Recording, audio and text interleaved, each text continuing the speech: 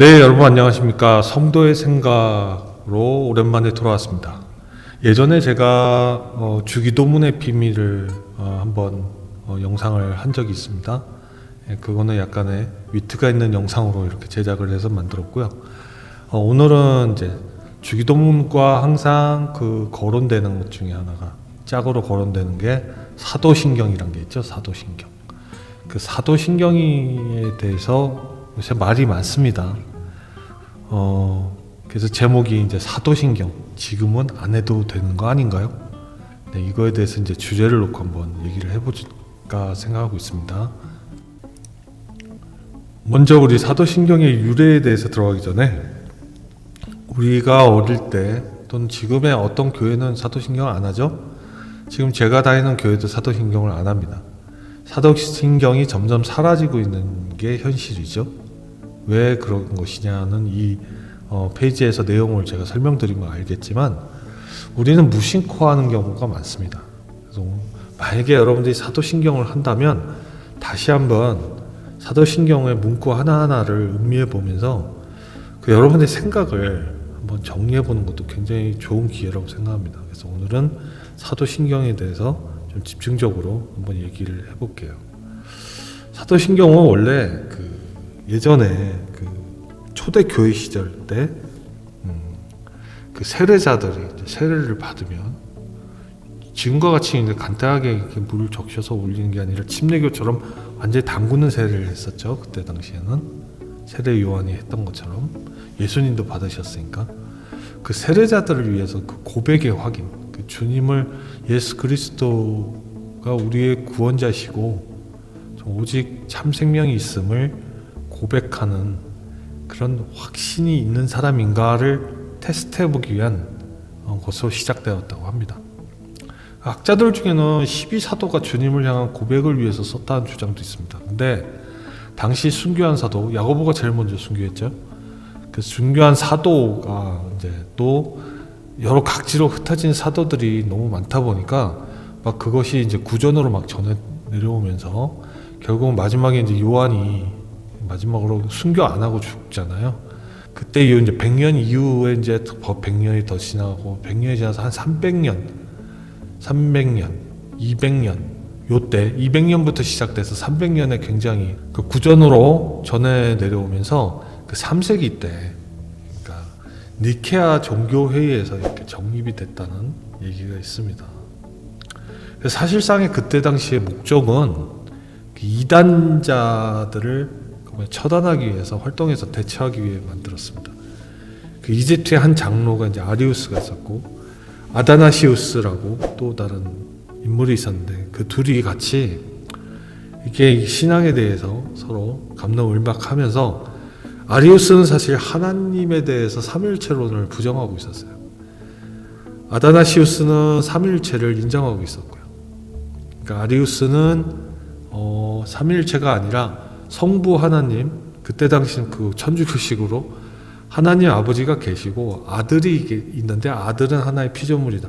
여호와의 증인이 지금 주장하고 있는 그 하나님의 아들 예수님은 한마디로 하나님이 아니다 라고 생각하는 것과 더불어서 갑론을박하면서 싸우면서 사실은 완벽한 삼위일체론을 주장하기 위해서 아다나시우스가 그런 내용들을 막 정립했다는 결과가 있습니다.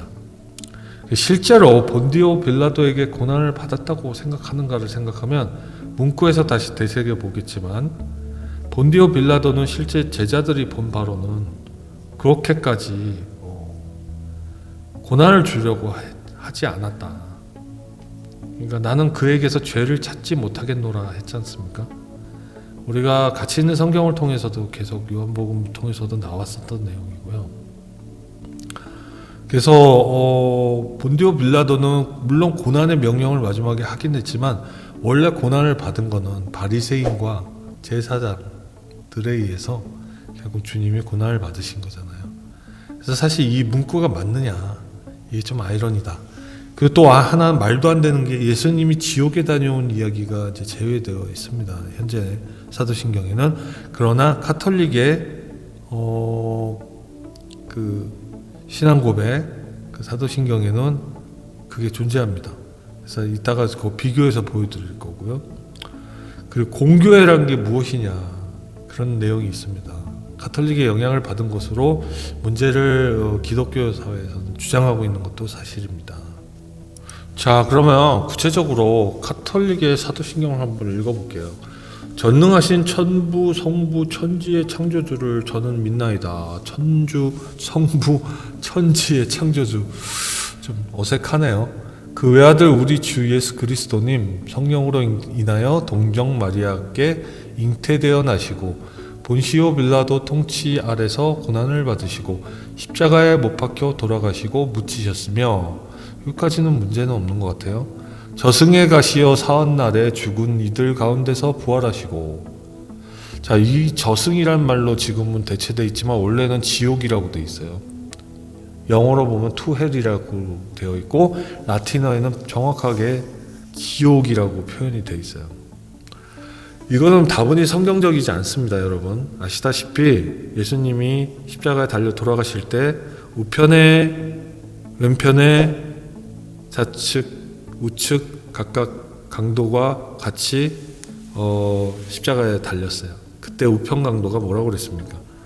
회개를 했죠. 그래서 예수님이 뭐라고 그랬습니까? 너가 낙원에 나와 함께 거하리라 그랬습니다. 근데 저승에 간다? to hell? 지옥으로 간다? 말이 안 되죠. 왜 이런 거를 카톨릭에서는 그렇게 정하고 만들었는지를 정말 이해를 못 하겠어요. 성경적이지 않는 거를. 카톨릭 자체가 예수님을 믿는데 신약에 대한 부분을 정확하게 인정을 안 하는 부분이 좀 있는 게 아닌가, 좀 이해가 안 됩니다. 하늘에 올라 전능하신 천주 성부 오른편에 앉으시며 그리로부터 산 이와 죽은 이를 심판하러 오시리라 믿나이다. 네. 성령을 믿으며 거룩하고 보편된 교회와, 여긴 또 보편된 교회라고 그러는데 우리는 공교회라고 그러고, 이게 조금 이상합니다. 모든 성인의 통공을 믿으며, 이거는 우리는 성도의 교통함을 얘기하는데 성인의 통공, 이거는 모든 죽은 성인들 세인트 해가지고 앞에 붙어있는 거 많잖아요. 그런 성인하고 교통하는 거를 믿는데요, 천주교는. 그러니까 성인을 굉장히 우러러 보죠. 물론 우리나라도 뭐 돌아가신 목사님 존경하고 그런 거 있지만 존경 차원이 아니라 성인들이나 마리아를 거의 뭐 숭배하는 정도의 차원까지 가잖아요. 그리고 사도들에 대한 경배도 그렇고. 그러니까 이게 조금 교리에 의해서 이 가톨릭의 사도신경은 조금 저희한테는 이게 다가오는 게 너무나 당황스러운 게 맞는 것 같습니다. 죄의 용서와 육신의 부활을 믿으며 영원한 삶을 믿나이다, 이렇게 얘기를 합니다.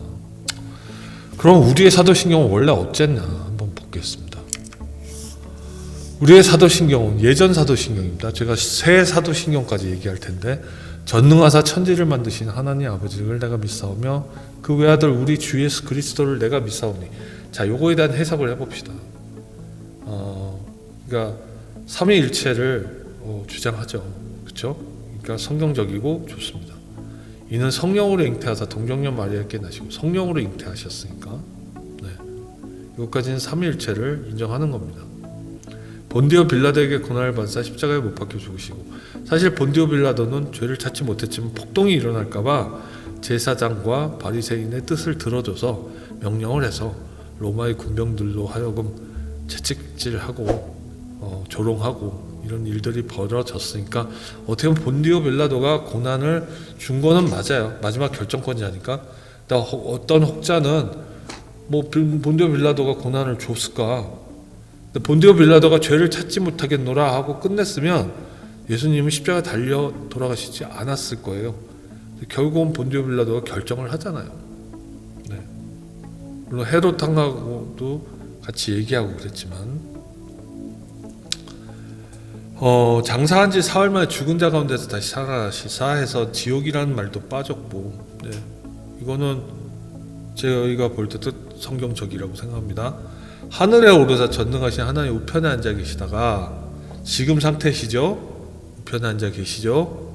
저희로서 산자와 죽은 자를 심판하러 오시리라. 산자와 죽은 자의 구분은 뭡니까? 믿는 자와 안 믿는 자. 믿더라도 믿는데 자고 있는 자와 믿는데 깨어 있는 자를 말하는 거죠. 그래서 산자와 죽은 자가 가려지는 거고, 산자는 생명의 인간이고 죽은 자는 짐승이에요. 네, 그렇게 표현됩니다, 성경에. 성령을 믿사오며 거룩한 공회와 성도가 서로 교통하는 것과, 이게 이제 기독교로 오면서 살짝 바뀌었는데, 거룩한 공회. 자, 공회는 다분히 카톨릭이다. 지금 영문에도 아직은 있어요. 예, Holy Catholic Church라고 돼 있어요. 근데 그 캐톨릭에 대한 어원을 찾으면 캐스라는 말이 이제 약간 공적 그런 걸로 의미가 되기 때문에, 공회라는 거를 저는 왜 우리나라 기독교 에서 이 사도신경을 만들 때 왜 교회로 얘기를 안 했느냐. 뭐 그렇다면 천부와 하나님과 뭐가 다르냐 이런 생각도 들죠. 빵과 떡은 다르다 뭐 이러듯이. 그냥 말 단어 하나 때문에 어감에 느낌이 안 좋은 건데, 어감이 느낌이 안 좋아지는 것은 우리의 고정관념이 있다는 거지만, 그래도 가급적이면 그 고정관념을 탈피할 목적이 있고 오해의 소지가 없도록 하려면 거룩한 공회라는 말보다 거룩한 교회라고 하는 게 낫겠죠. 저는 그렇게 생각해요. 그리고 성도가 서로 교통하는 게 맞는데, 원래는 천주교에서부터 내려올 때는 모든 성인과 통성한다는 얘기로 나왔었잖아요, 아까. 그게 조금 왜 이런 문구가 들어가느냐, 그걸 이제 약간 바꿨죠. 그래서 우리는 서로 교제하고 나누는 거를 중시해야 된다라는 고백으로 애들을 한 것 같아요. 죄를 사하여 주신 것과 몸이 다시 사는 것. 죄를 사하여 주신 건 구원의 확신을 주는 것이고, 이거는 주기도문에도 나오는 고백이죠. 몸이 다시 사는 것과, 몸이 다시 사는 것은 우리가 부활함을 믿고 휴거함을 믿는 거잖아요. 영원히 사는 것, 영생을 믿는 거잖아요. 그래서 이렇게 해서 고백이 끝났는데, 지금 이것도 굉장히 올드 스타일이라고 해가지고 요새 사도신경, 새 사도신경을 다시 읽어볼게요.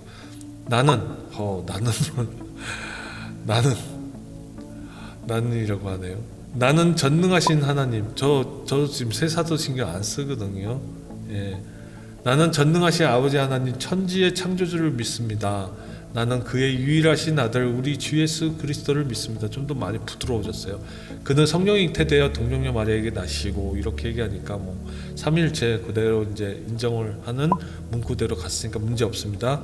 본디오 빌라도에게 고난을 받아 십자가에 못 박혀 죽으시고 장사된 지 사흘 만에 죽은 자 가운데서 다시 살아나시며. 자, 저 본디오 빌라도에게 고난을 받아, 저는 제가 감히 이단으로 찍힐지언정 본디오 빌라도에게 고난을 받았다라기보다 유태인들이 들으면 기분 나쁠지 모르지만 저는 차라리 바리새인과 제사장에게 고난을 받아 십자가에 못 박혀 죽으시고라고 얘기하면 더 좋을 것 같아요. 네, 제 의견은 그렇습니다. 이거 함부로 바꾸면 너는 이단이다, 너는 이거 문제 있다, 너 어떻게 그걸 감히 바꾸냐. 여러분, 중심이 중요한 거 아닌가요? 저는 그렇게 생각합니다. 그렇다고 성경을 그릇되게 해석하거나 성경을 바꾸면 안 되죠. 근데 이건 성경이 아니잖아요. 사도신경은 성경에 없습니다. 주님이 가르쳐 주신 주기도문을 바꿀 수는 없어요. 그건 주님이 바로 가르쳐 주셨으니까. 그러나 사도신경은 주님이 가르쳐 주신 게 아니에요. 우리의 고백을 위해서 사람들이 만든 거예요. 보완해야 될 내용이 있으면 보완이 돼야 되는 겁니다. 장사된 지 사흘 만에 죽은 자 가운데서 다시 살아나시며, 죽은 자 가운데서, 즉 세 명, 즉 예수님과 좌편과 우편의 강도들과 다 죽었는데 다시 살아나시며, 왜냐하면 유일하게 부활한, 유일하게 육체로 부활하신 이는 예수님 하나잖아요. 네. 스스로 죽은 나사로를 살리신 건 예수님의 능력으로 살리신 거고, 하늘에 오르시어 전능하신 아버지 하나님 우편에 앉아 계시다가 거기로부터 살아있는 자와 죽은 자를 심판하러 오십니다. 알곡과 쭉정이 가라지, 열매와 가라지를 가린다고 하신 거죠. 네. 나는 성령을 믿으며 거룩한 공교회와, 여기서 제가 어감이 느낌이 별로 안 좋아요. 그냥 거룩한 교회라고 하면 안 되나요? 왜 공교회라고 해야 될까요? 공교회, 공적인 교회, public church. 그래서 저는 그냥 거룩한 교회라고 하면 좋겠는데, 성도의 교제와 죄를 용서받는 것과 몸의 부활과 영생을 믿습니다. 아멘. 자, 여기까지는 문제는 없지만 그래도 제가 생각할 때는 어쨌든 몇 가지는 조금 새 사도신경 경우도 조금 불편하네요. 네. 즉 곤디오 빌라드에게 고난을 받다기보단 저는 차라리 제가 고백을 하면 제사장과 바리새인들한테 고난을 받아 십자가에 못 박혀 죽으시고라고 얘기하겠습니다. 또 하나는 거룩한 교회라고 그냥 하면 좋을 것 같아요. 네. 그래서 이 두 가지 정도만 좀 수정이 되면 마음 편하게 할 수 있는데, 자, 결론은 뭐냐? 제 생각은 사도신경은 신앙 고백임을 증거합니다. 네, 맞습니다. 그리고 사도신경은 꼭 교회에서 안 하더라도 여러분들이 신앙 고백을 하고 싶을 때 하시면 돼요. 집에서도 하셔도 돼요. 그 사도신경은 아까도 말씀드렸지만 성경에 없는 것이니 성경대로 증거된 고백을 하면 됩니다. 성경을 벗어날 수는 없어요. 그리고 세 번째는 교회 예배 시에 없으면, 순서가 없으면 평소 나의 삶 속에서 가끔 믿음이 흔들리거나 주님에 대한 고백이 필요할 때 기도하기 전에 주님을 위한 증거의 그 의미로 사도신경을 암송하는 것은 중요하다고 생각해요.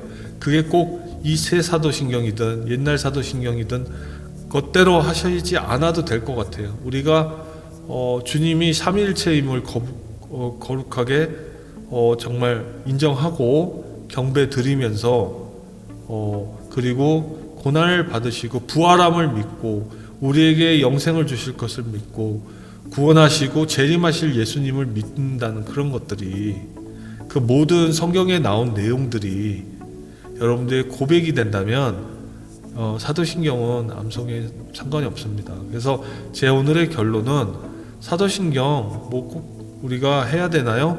라고 했을 때 교회에 없으면 개인적으로도 여러분 기도하시기 전에 고백의 차원으로 주님을 경배하는 차원으로 사도신경 암송을 혼자 스스로 하는 것도 방법이라고 생각합니다. 그리고 그 안에 중심이 성경적이고 오직 예수 그리스도만이 하나님의 참 아들이시고 구원자시고 영생을 주시는 이, 우리가 재림 때 오실 예수님을 인정하고 경배할 수 있는 유일한 하나님이시자 하나님의 외아들이시자 성령님이시자 삼위일체를 인정하는 여러분의 고백이 되시는 게 좋다고 생각합니다. 이게 저의 오늘 성도의 생각으로 온 사도신경에 대한 저의 생각이었습니다. 여러분 반론이 있으시면 댓글 달아주시고 오늘 이렇게 성도의 생각 마치겠습니다. 여러분 감사합니다. 계속해서 성도의 생각이든 다른 영상을 통해서 여러분 만나겠습니다. 감사합니다. 여러분의 간증 사연을 기다립니다. 삶에서 느끼는 많은 체험도 좋습니다. 중보기도가 필요하신 분, 영적 도움이 필요하신 분, 고민이 있으신 분 모두 참여해 주십시오. 그리고 주님 안에서 영혼의 치유가 되는 기적을 체험하십시오. 아래 이메일과 카톡 오픈 채팅방으로 의견을 보내주십시오.